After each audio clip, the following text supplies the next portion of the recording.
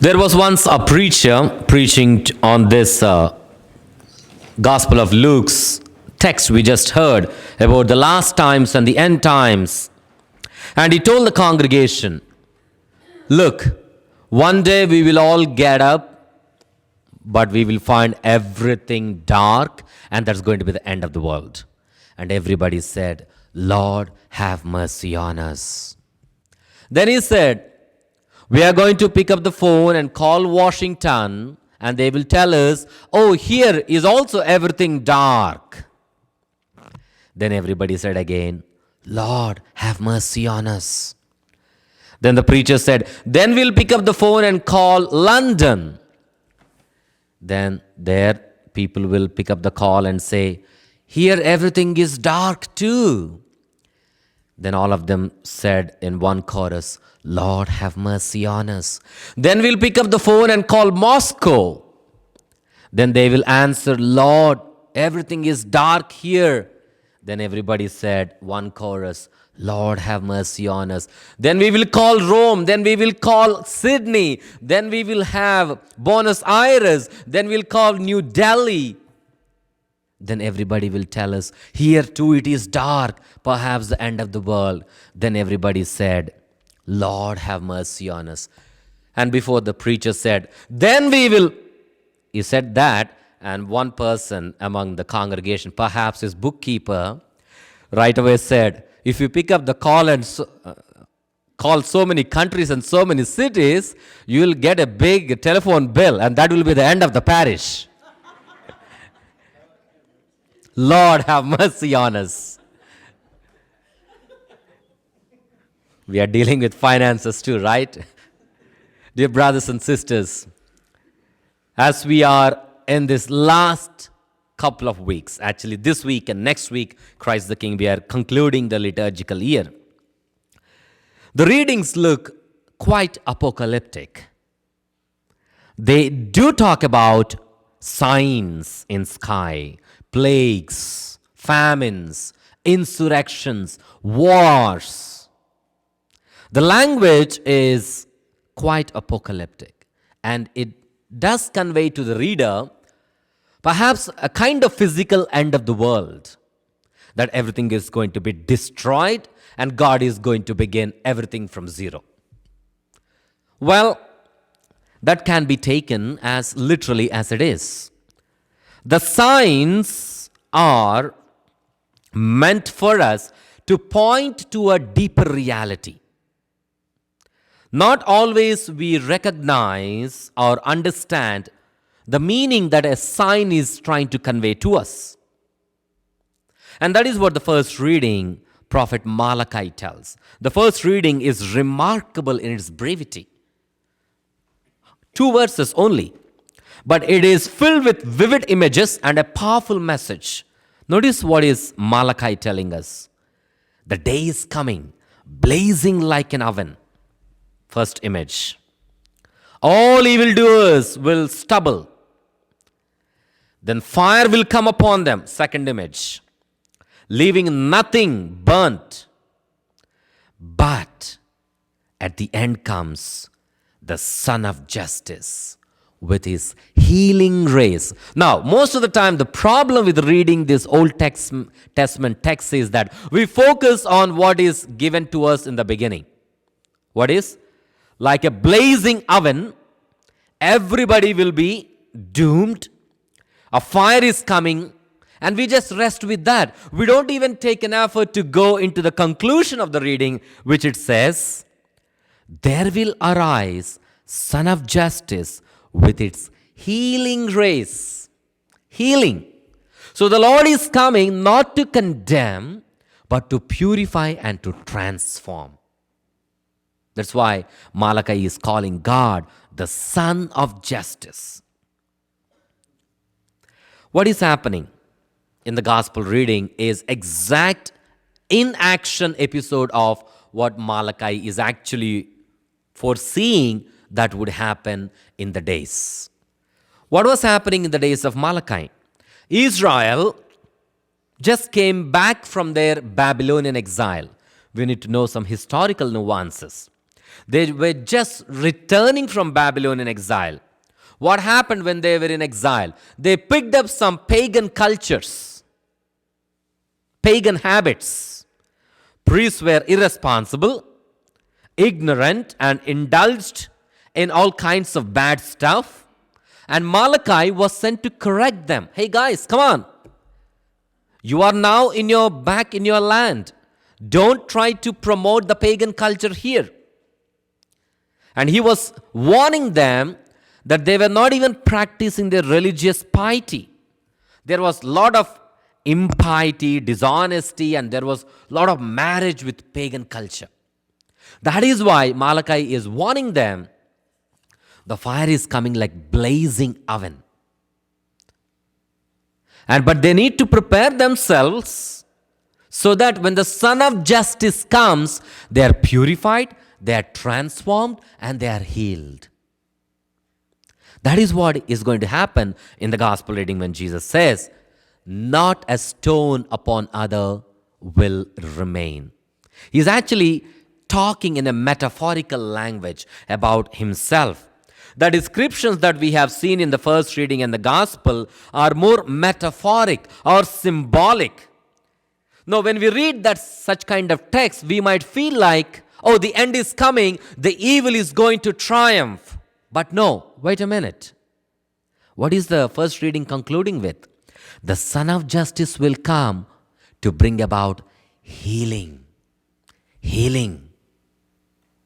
But oftentimes we construct our minds to read this text. Oh, come on, this is the end. Everybody close your business and go. We are going to die.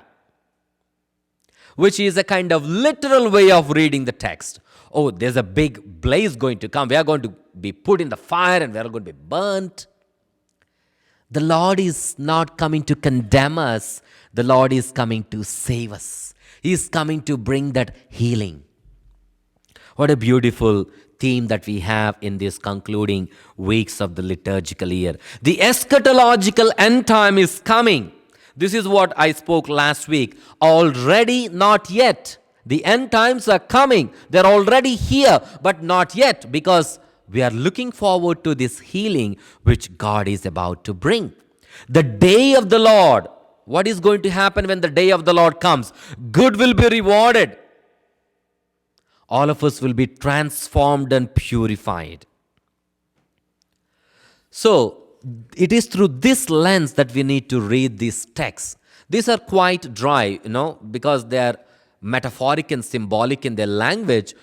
One might suddenly attempt to say, oh, this is the end of the world and, I messed up, so there's no salvation for me. No, the Lord is actually preparing us through this kind of symbolic and metaphoric language to arrive at a stage where you and I are transformed, you and I are purified, we are healed through this healing rays of the Son of Justice. So what is happening?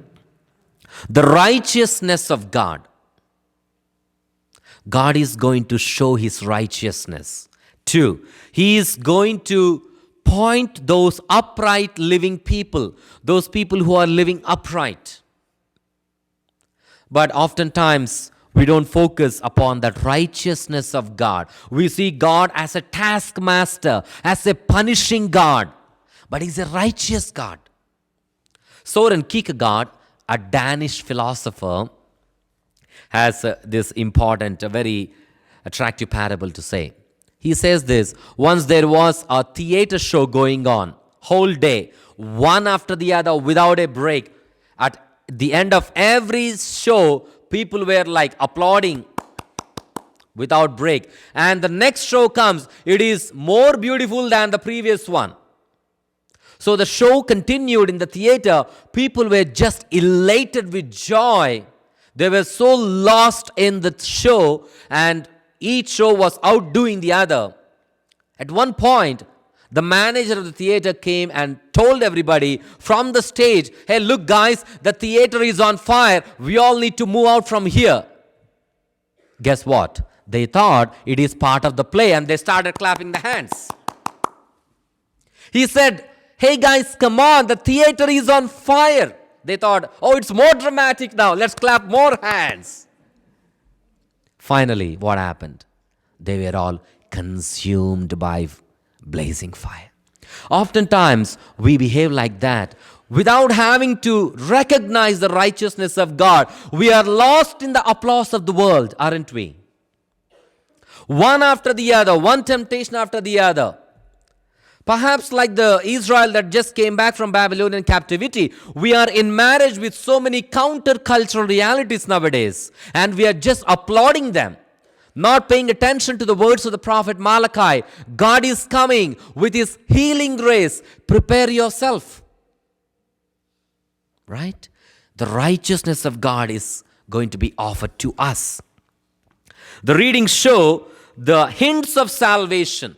God is going to offer salvation. Malachi speaks of Son of Justice. Luke talks about faithful disciples who will escape without being their hair being destroyed. That's what Jesus says. Don't worry. Nothing will happen to you. God is going to bring about healing. Even in pain and persecution, the faithful disciples will be protected. That's why I spoke last Sunday.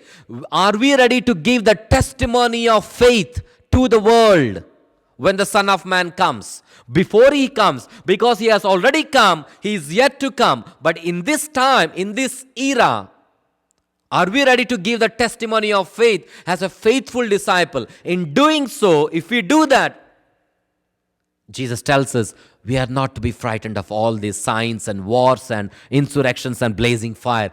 After all, God is going to bring healing. And he says, nothing will happen to the faithful disciples.